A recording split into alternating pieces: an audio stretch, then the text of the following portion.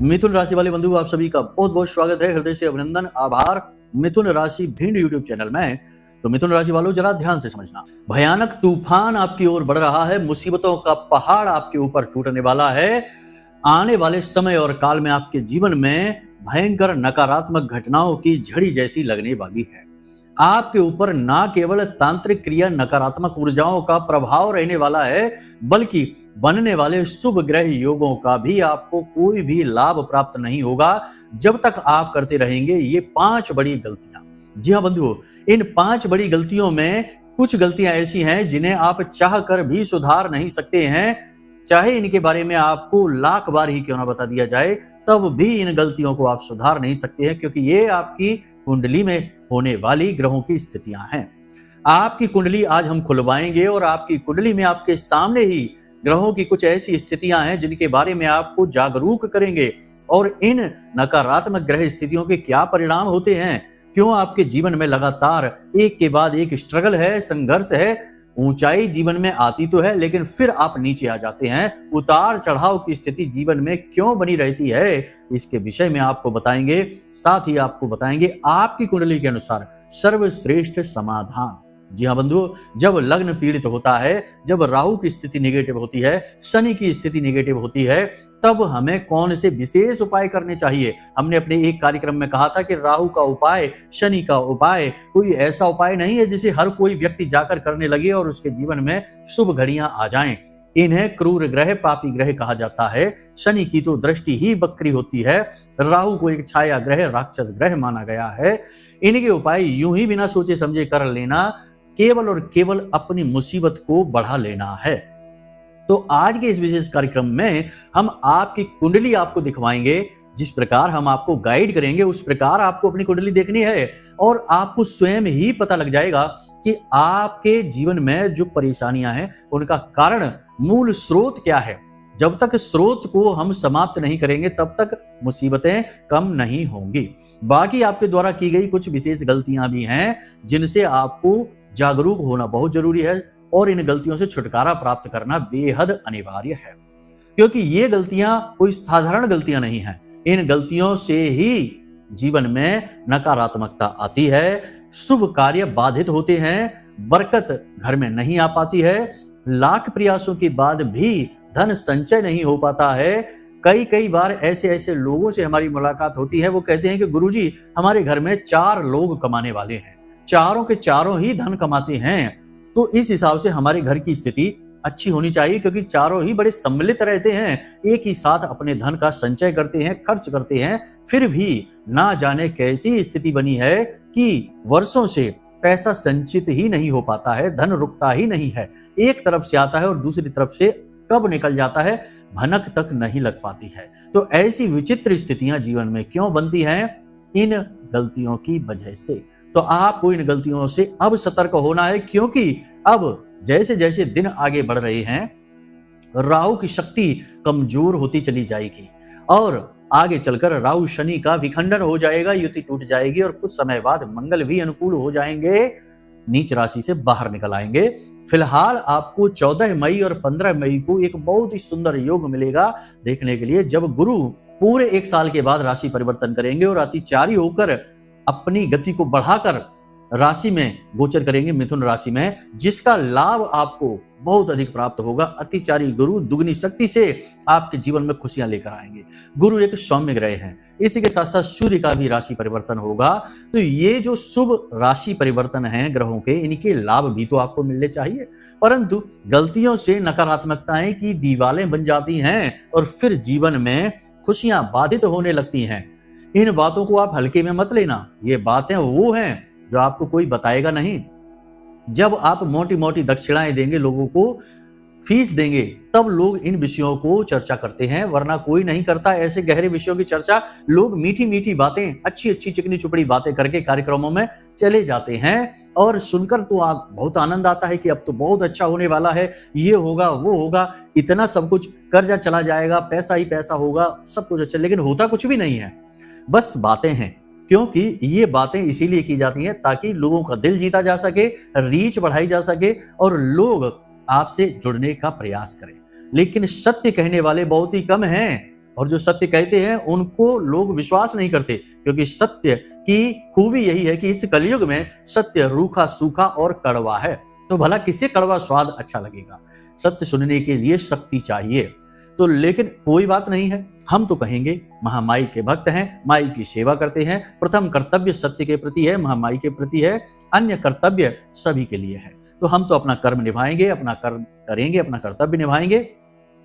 इसी वजह से हम आपसे कहते हैं कि ये बातें कोई आपको बताएगा नहीं। जिस प्रकार हम आपको एक एक पॉइंट करके डिटेल में समझाते हैं, जिस प्रकार आपको गाइड करते हैं, हजारों लोगों के जीवन में खुशियां आ गई हैं, हजारों लोग बहुत ही प्रसन्न हैं, कर्ज से मुक्त हो गए, वैवाहिक बंधन टूटने वाले थे वो बच गए, और बाल बच्चे भी बड़े सुखी हैं, माता पिता की बात सुनने लगे हैं। तो ये सारी सत्य पर चलने की और महामाई की कृपा आप तक पहुंचाने की कोशिश का परिणाम है। खैर कोई बात नहीं है, आपको इस कार्यक्रम को अंत तक देखना है। इस कार्यक्रम में हम बताएंगे आपके जीवन में जो आप कर रहे हैं ऐसी 5 भूलें, आपकी कुंडली खुलवाएंगे, आपको कुंडली के विषय में जागरूक करेंगे, और ग्रहों के नकारात्मक प्रभाव किस प्रकार आपको प्रभावित कर रहे हैं, इससे आपको कैसे छुटकारा प्राप्त होगा, इसके विषय में चर्चा करेंगे। मतलब कि आज का कार्यक्रम बहुत ही ठोस है और गहरे विषय पर आधारित है, कुछ हमारी अनुभूतियों पर आधारित है, जिसके आधार पर हम आपके जीवन की 5 भविष्यवाणियां भी करेंगे। कुछ पॉजिटिव रहेंगी, कुछ नेगेटिव रहेंगी। याद रखना कि यह राहु का समय चल रहा है, शनि का समय चल रहा है, निगेटिविटी ज्यादा रहेगी। तो सुनने के बाद ये मत कहना कि गुरुजी आप तो नेगेटिव बातें बताते हैं। अरे भाई, जो सत्य है वो बताते हैं, जब पॉजिटिव होने लगेगा तो पॉजिटिव भी बताएंगे। फिलहाल जो है सो है, इस बात को आप मानकर चलिए। तो उम्मीद करते हैं कि आप हमारी बातें भावनाओं को समझ रहे हैं, कार्यक्रम में अंत तक अवश्य ठहरेंगे, तभी हमारी मेहनत सफल होगी और महामाई की कृपा और आशीर्वाद आप तक पहुंचेगी। तो चलिए बंधु, माई को याद करते हैं और माई का जयकारा लगाते हुए कार्यक्रम में आगे बढ़ते हैं। कमेंट बॉक्स में पूरे भक्ति भाव के साथ लिख डालिए, जय मां भद्रकाली कृपा करो। महामाई निश्चित तौर पर आपके ऊपर कृपा करेंगी, आपको आशीर्वाद देंगी, हमें पूर्ण विश्वास है। इसी के साथ साथ यदि भाव गहरा है तो लिख डालिए कि मैं भी माई के परिवार का हिस्सा हूं। बड़े भाग्यवान होते हैं वो लोग जो इतना कह भी पाते हैं, क्योंकि आज के समय में तो लोग इतने नकारात्मकता से ग्रसित हो चुके हैं कि जहां धर्म का, भगवान का नाम ले दो तो जैसे उन्हें करंट लग जाता है, ऐसे उछल पड़ते हैं कि जैसे ना जाने क्या कह दिया। तो ये नकारात्मकता ही तो है। तुरंत हर एक चीज का विरोध करने लगना, हर चीज पर तर्क कुतर्क करने लगना, हर चीज को नकार देना, ये कलयुग की प्रचंड गति ही तो है। खैर कोई बात नहीं है, आप सम होकर चलिए, प्रेम से चलिए, नम्र होकर चलिए। झुकते वही हैं जिनमें जान होती है, अकड़ कर खड़े रहना तो मुर्दों की पहचान होती है। इन सारी प्रेम भरी बातों को, ज्ञान भरी बातों को जीवन में न उतारा तो जीवन ही मुर्दे के समान निरर्थक हो जाता है। इन बातों को जीवन में लेकर चलना चाहिए, तभी जीवन फलित होता है और खुशियां जीवन में आती हैं। आपके साथ साथ आपका परिवार भी चहकने महकने लगता है। तो चलिए बंधु, अपने मूल विषय को शुरू करते हैं, ध्यान से सुनिए। प्यारे मित्रों, हमारे अत्यंत प्रिय और परम पूज्य अमिताचार्य जी के पास मां बगलामुखी और मां भद्रकाली की साधनाओं का वर्षों का अनुभव है और माता रानी की इनके ऊपर पूर्ण कृपा और सिद्धि है। आचार्य जी ने अपने सटीक कुंडली विश्लेषण और श्रेष्ठतम उपायों के माध्यम से हजारों लोगों के जीवन को खुशियों से भरा है। आचार्य जी का कुंडली विश्लेषण और उपाय करवाने का तरीका इतना अद्भुत है कि जीवन के हर एक दुख और कष्ट का कारण जड़ से ही समाप्त हो जाता है।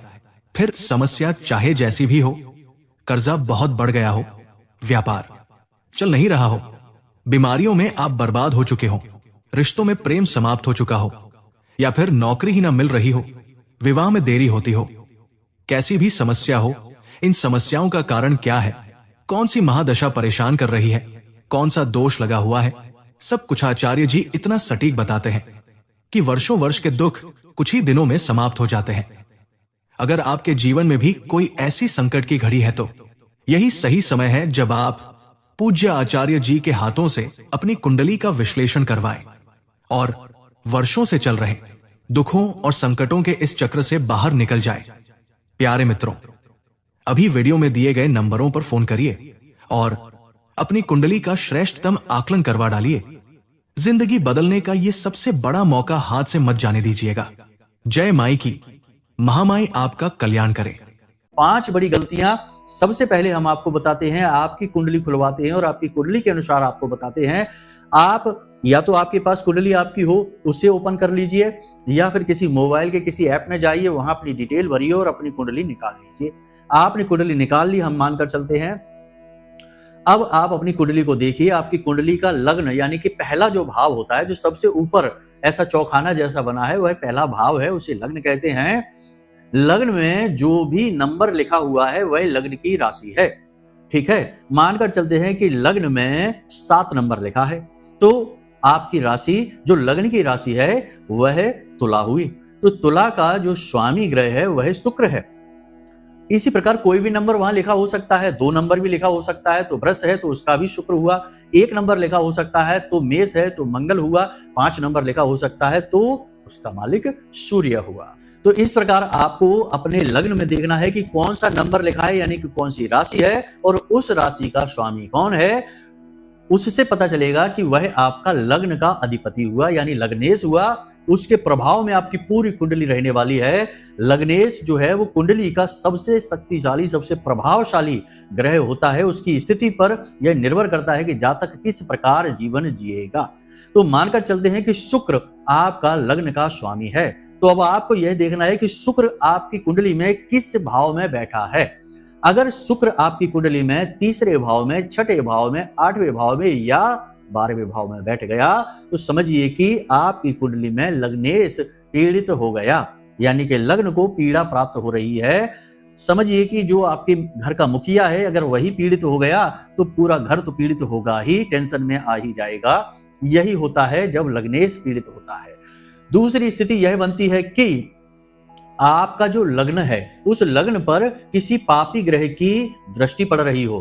पापी ग्रह जैसे कि राहु की दृष्टि है, शनि की दृष्टि है, मंगल की दृष्टि है, इनमें से किसी भी ग्रह की दृष्टि अगर आपके लग्न पर पड़ रही है तो समझ जाइए कि आपका लग्नेश पीड़ित है। इसी के साथ साथ आपके लग्न में यदि कोई पापी ग्रह आकर बैठ जाता है, जैसे राहु बैठ गया, शनि बैठ गया, मंगल बैठ गया, तो यह भी ठीक नहीं है। तो यहां तक आपने समझ लिया।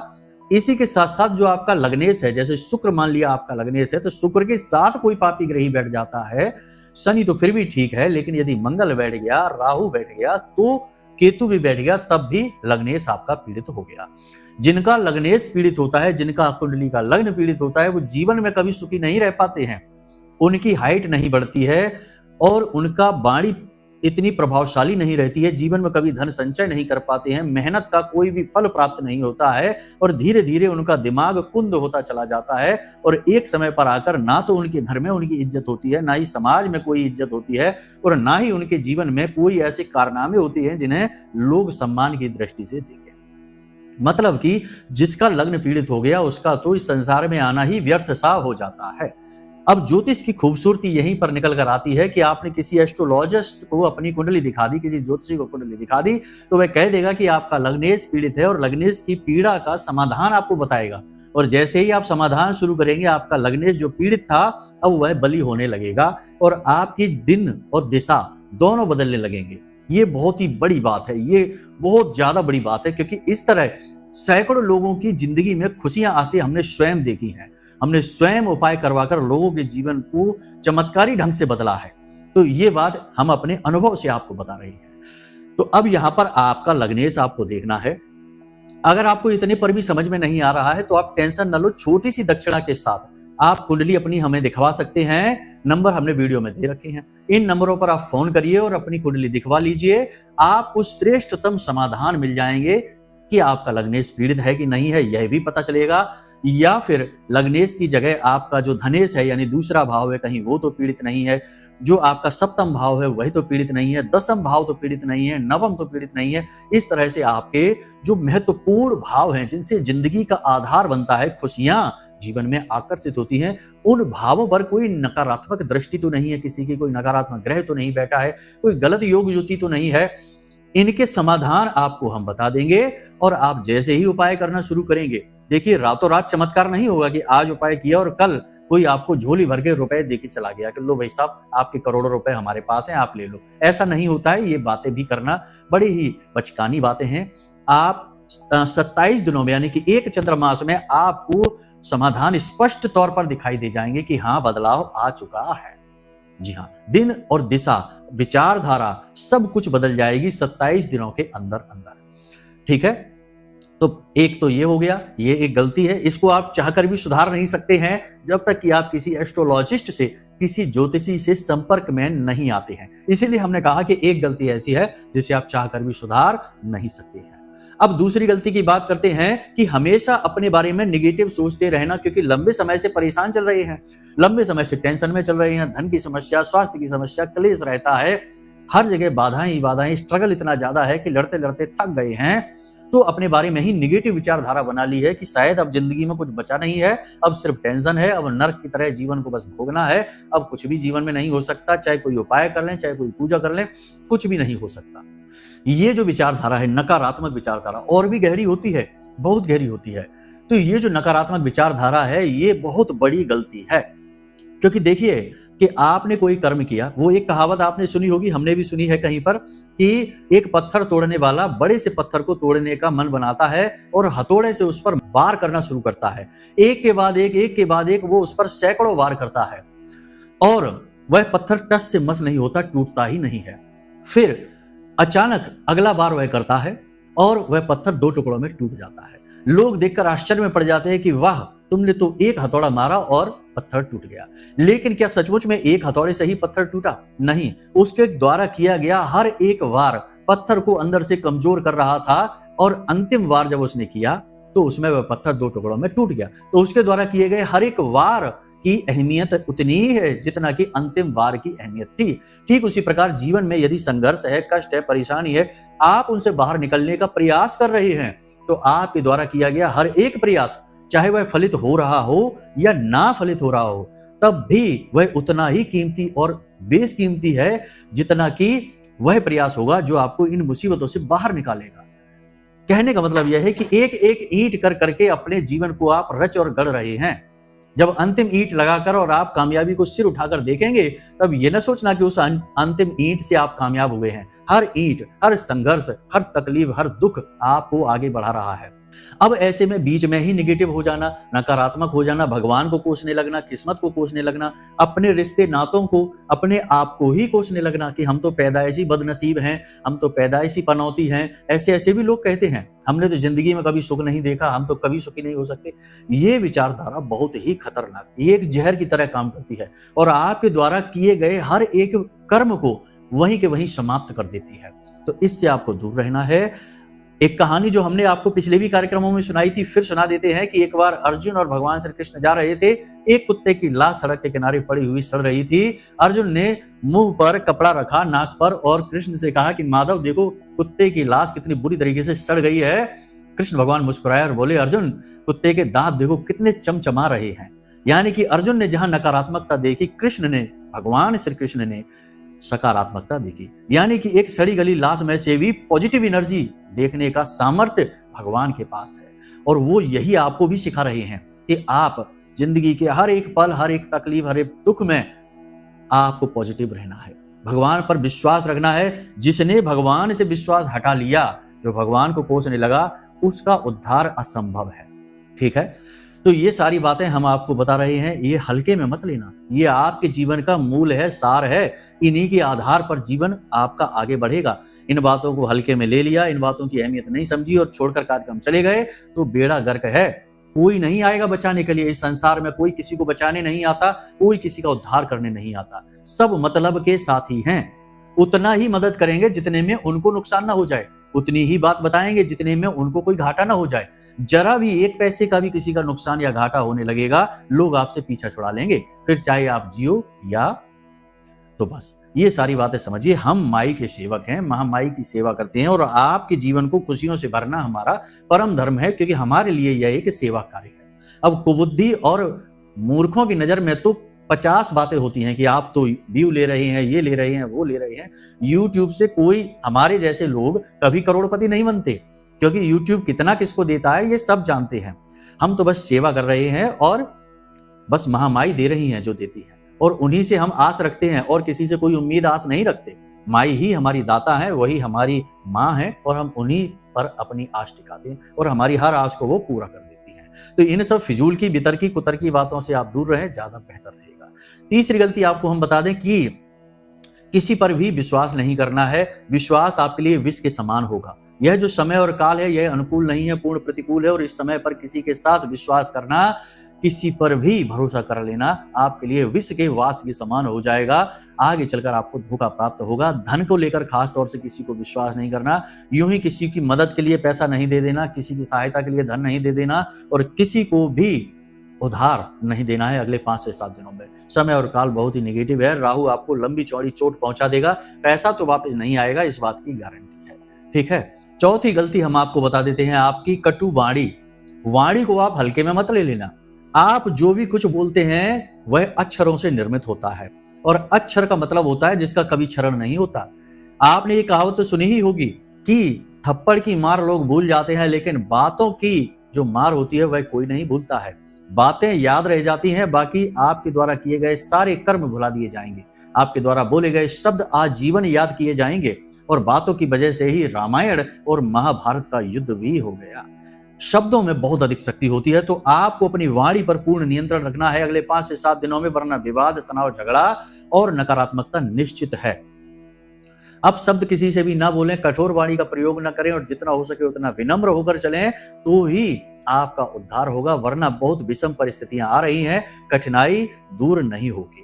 ज्योतिष की नजर में यदि देखा जाए तो वाणी का सीधा संबंध माता काली से भी है, मां सरस्वती से भी है, बुध से भी है और शुक्र से भी है। आपके गले की जो मांसपेशियां हैं, जिसे हम वोकल कॉर्ड वगैरह कहते हैं, ये सब शुक्र का सूचक होती हैं, और जो शब्द आप निकालते हैं वह बुध का सूचक होती हैं। बुध यानी कि आपकी वाणी। जुबान पर माता सरस्वती बैठती हैं जो राहु की देवी हैं, और माता काली आपके द्वारा की गई अभिव्यक्ति है, आपकी एक्सप्रेशन है कि आपने किस भाव में कोई भी बात कही है।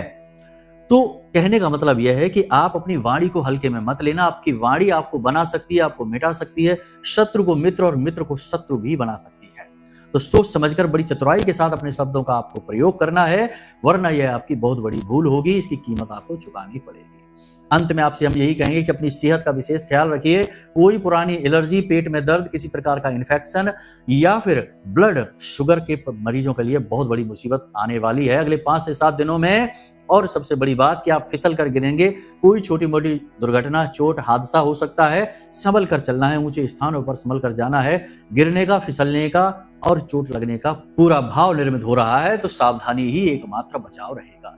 यहां तक हमने आपको सारी चीजें बता दी हैं। अब आपको हम उपाय बताते हैं। वैसे तो बहुत सारे उपाय होते हैं, बहुत सारी चीजों के अलग अलग तरीके से उपाय करके हम जीवन में पॉजिटिव एनर्जी को ला सकते हैं, लेकिन कुछ सरल उपायों की बात हम यहाँ पर करेंगे। तो सबसे पहला उपाय तो आपको हम यही कहेंगे कि आप जिस भी भगवान में आस्था रखते हैं, विश्वास रखते हैं, अगले 5 से 7 दिनों में उनके नाम का कोई अनुष्ठान उठा लीजिए। मान लीजिए कि हनुमान चालीसा, यानी हनुमान जी पर अगर आप विश्वास रखते हैं, हनुमान जी के लिए मन में भाव उत्पन्न होते हैं, तो आप प्रतिदिन 7 हनुमान चालीसा पाठ का एक अनुष्ठान उठा लीजिए। पहले दिन हनुमान जी की मूर्ति के सामने बैठना। आज आप इस कार्यक्रम को सुन रहे हैं, कल से ही आप इस उपाय को, इस क्रिया को शुरू कर सकते हैं। दिन की कोई जरूरत नहीं है, किसी भी दिन, हर दिन हनुमान जी का है, हर दिन शिव जी का है, हर दिन नारायण श्री हरि विष्णु का है, तो कोई भी दिन की चुनने की आवश्यकता नहीं है। विषम परिस्थितियों से बाहर निकलने के लिए आप किसी भी दिन कोई भी उपाय क्रिया प्रारंभ कर सकते हैं। याद रखना कि आपातकाले मर्यादाम नास्ति, शास्त्रों में कहा गया है।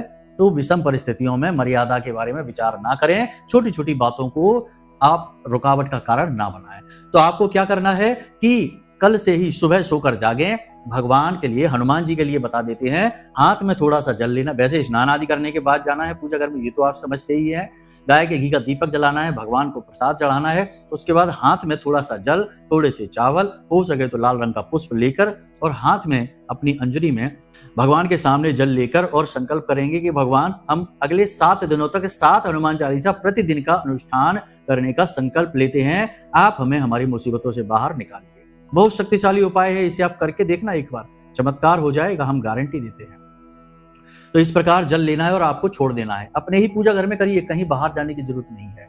और बस बैठकर 7 हनुमान चालीसा का पाठ और 1 बजरंग बाण का पाठ आप कर लेना, आपका उद्धार निश्चित है। अब यदि किसी विशेष मनोकामना के लिए आप इस उपाय को कर रहे हैं, तो दीपक आप आटे का जला सकते हैं या मिट्टी का जला सकते हैं। आटे का दीपक जलाएं तो उस दीपक को जब वो बुझ जाए, आटा उसमें से अग्नि शांत हो जाए, तो रुई बाहर निकाल दें और उसके बाद उस आटे को आप गाय को खिला सकते हैं। बहुत ही अच्छी क्रिया है। आटे का दीपक आप जलाएंगे, आपका मनोकामना कार्य सिद्ध अवश्य होगा। याद रखना, हनुमान जी को मनसा पूर्ण भी कहा जाता है। यही उपाय इसी प्रकार का आप भोलेनाथ के लिए कर सकते हैं। पंचाक्षरी मंत्र ओम नमः शिवाय का 5 माला जाप करने का या 11 माला जाप करने का 7 दिन का अनुष्ठान आप कर सकते हैं। इसी प्रकार शंकर जी के सामने अपनी अंजलि में जल लेना है, चावल लेना है, पुष्प लेना है और इस प्रकार संकल्प करना है। पीले रंग का पुष्प लेना भोलेनाथ के लिए, लाल रंग का नहीं, ठीक है। और जल छोड़ देना है। 11 पंचाक्षरी मंत्र की माला का जाप का अनुष्ठान आप करिए, आपका उद्धार हो जाएगा। बाकी किसी भी प्रकार के अनुष्ठान आप और कर सकते हैं अपने बुद्धि विवेक के साथ। आपने किसी भगवान को पूजा है तो आप जानते हैं कि किस प्रकार उनकी पूजा आराधनाएं होती है। 7 दिन का अनुष्ठान कर डालिए। सर्वश्रेष्ठ समाधान है। देखिए, समाधान वहीं से मिलेंगे जहां से मिलते हैं। किसी विचित्र, अनोखी और ऊट पटांग क्रिया को कर लेने से कुछ नहीं हो जाता। जो सबके दाता है वही आपको भी देंगे, यानी भगवान। तो भगवान की शरण में जाना ही सर्वश्रेष्ठ समाधान होता है। और हम तो खींच खींच कर आपको ला रहे हैं कि आइए महामाई की शरण में, माता रानी की आंचल में बैठिए, माई का प्रेम और माई का आशीर्वाद ग्रहण करिए। खैर, उम्मीद करते हैं कि आपने सारी बातें समझ ली हैं। सावधानी के साथ चलना है और गलतियों से बचना है। हमने सब कुछ आपको खुलकर बताया है। यदि हमारी कटु वाणी लगी हो आपको या कुछ ऐसा लगा हो जो चुभ सा गया हो तो उसके लिए हम क्षमा प्रार्थी हैं। हमने जानबूझकर नहीं कहा, लेकिन कुछ नेगेटिव लोग ऐसे होते हैं जिनकी बातें, जिनके कमेंट देखकर मन खिन्न हो जाता है। इस वजह से ऐसी बातें भी कहनी पड़ती हैं। तो कभी कभी गुरु कठोर भी होते हैं, तो इसके लिए गुरु का यह रूप भी स्वीकार करना पड़ता है, तो गुरु का ज्ञान फलित होता है। तो उम्मीद करते हैं कि सारी बात आपने समझ ली है। अब यदि कोई मन में प्रश्न उठे या कुंडली विश्लेषण कराना है तो नंबर वीडियो में दे रखे हैं। इन नंबरों पर फोन करिए, सारी जानकारी प्राप्त करिए और अपनी कुंडली का श्रेष्ठ विश्लेषण हमसे स्वयं करवाकर अपने जीवन को सही मार्ग पर लेकर आइए। चलिए बंधु, आज के इस कार्यक्रम को यहीं विराम देते हैं। हमेशा हंसते रहिए, मुस्कुराते रहिए, सकारात्मक रहिए। महामाई पर अपनी आस्था और विश्वास बनाकर रखिए, क्योंकि आपका उद्धार तो वहीं से होना है। प्रेम से बोलिए जय माई। हमारे प्रिय और परम पूज्य आचार्य जी ने अपनी साधनाओं के अनुभवों पर आधारित शक्तिशाली उपाय और क्रियाओं के माध्यम से हजारों लोगों के जीवन को पूरी तरह से बदला है। आचार्य जी के द्वारा बताया गया हर एक उपाय इतना सटीक और कारगर होता है कि जो भी इसे पूरे भाव के साथ कर लेता है उसे साक्षात महामाई की कृपा और आशीर्वाद प्राप्त हो जाती है। इसलिए निसंकोच इन उपायों को पूरे भाव के साथ करिए, आपका कल्याण होगा। जय माई की।